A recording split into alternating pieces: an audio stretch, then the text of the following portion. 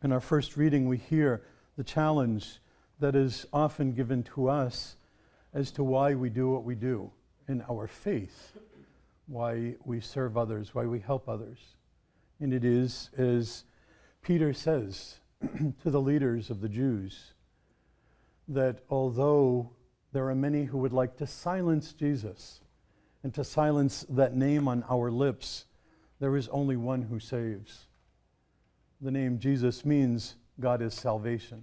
God saves. And so salvation can only come through Jesus Christ. And through him, we continue our ministry. And what is our ministry? To feed others, to do many things for our brothers and sisters, especially those most in need. Jesus knew that the disciples, his apostles, were in need of something. He had told them through Mary Magdalene to go on to Galilee, to go back to the north. And here they are going back to their former profession. But it wasn't meant to stay. It wasn't meant to be. It wasn't meant to continue. Jesus appeared to them the third time at a place where they were familiar with their work, and he was familiar certainly with them. There are two reasons basically why John adds this gospel, adds this story to his gospel.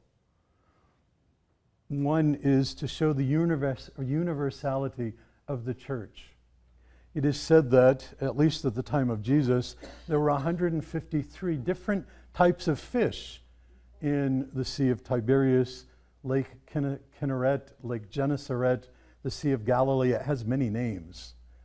And it also had 153 fish. I've only ever seen one from there.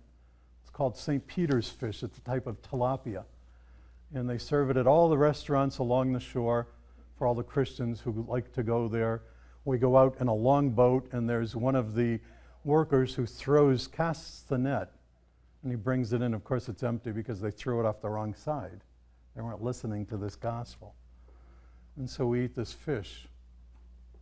But the fact is that the reason why St. John mentions 153 is to show that the net is for all nations, for all peoples. And so that's the first point. The second is that Jesus is risen from the dead. It is he. It is to prove that he's not a ghost. He's not the imagination of anyone, because there were people in John's community who doubted the resurrection. And so John gives us this story. He shows us that Jesus did appear, and that he in fact lit a fire, and that he in fact gave bread and fish to the disciples, and he ate himself.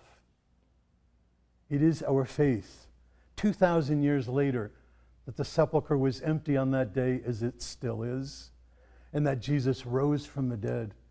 That is our Easter faith. That is our daily faith.